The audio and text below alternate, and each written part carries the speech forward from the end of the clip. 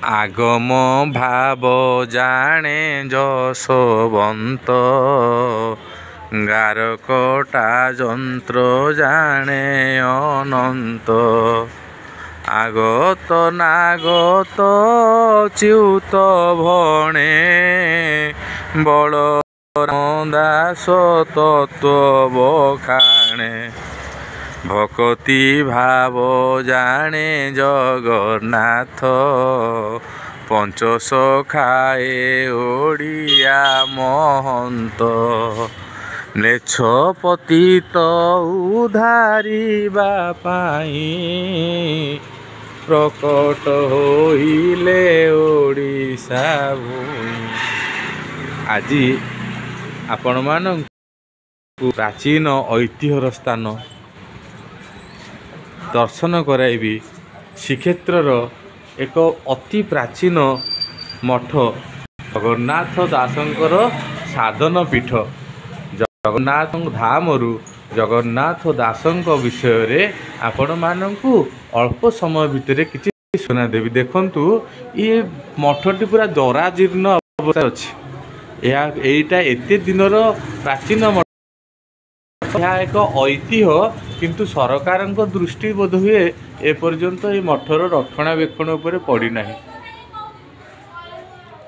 प्राचीन कारुकार्य ये मठ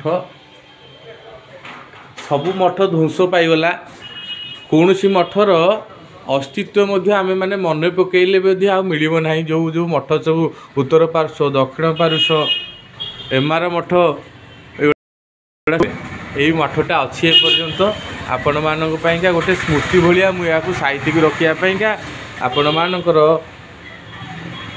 पाखरे परसी दउछि। देखौछि सरकार तरफरु एठारे लेखा आइछि ओडिया मठ श्रीक्षेत्र ऐतिह्य स्थान श्री जगन्नाथंक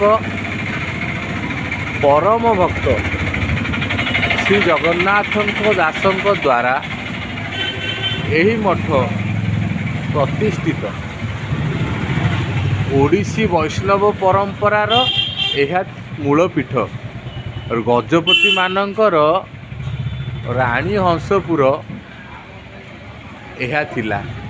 अति बड़ी जगन्नाथ दासंकर अपूर्व सिद्धि रे प्रभावित होई गजपति प्रताप रुद्रदेव यही राणी हंसपुर को प्रदान करथिले।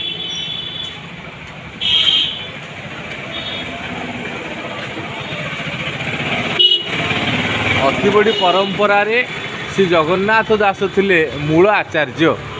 प्रथमे ओडिया भाषा रे लिखित भागवत महापुराण यही मठरे सुरक्षित भाव में रही यह ओडिया मठ नाम रे परिचित होइथिला।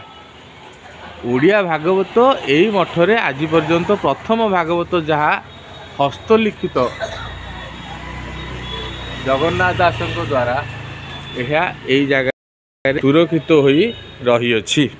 एबे आमे सी महनीय स्थान को परिदर्शन करिबा। पंचसखा आगत भाव आमे जो कहिले पंचसखा ओडियार महंत वर्तमान देखंतु मठ को भलिया जराजीर्ण अवस्था रे पड़ी। मुख्य प्रवेश द्वार अवस्था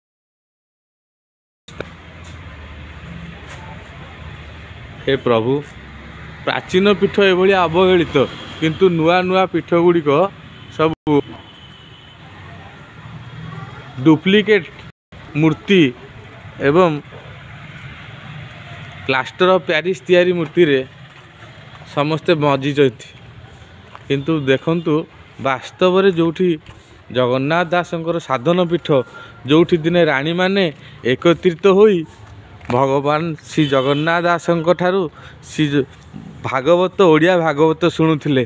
कि सुंदर सुंदर पद नमई नृसिंह चरण अनादि परम कारण। यही सुंदर सुंदर पद सब शुणी आमोदित होतिले। आमे मठर अवस्था देखुचे मठ मध्य को प्रवेश कर द्वार सब प्राचीन द्वार भांगी रुजी पड़ी सब।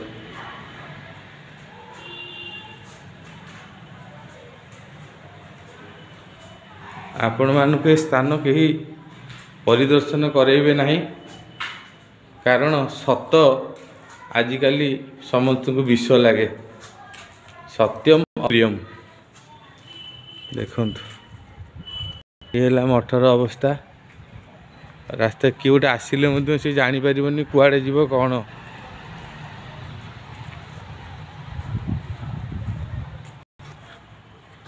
ये मठ अति बड़ी साधना पीठ। एपटे मुख्य रास्तार मु आपण मानक से मठ मध्य को नौची।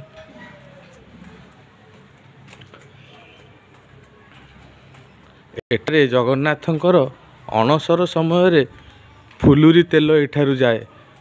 बहुत सेवा मठ सहित जगन्नाथ मंदिर सहित संश्लिष्ट।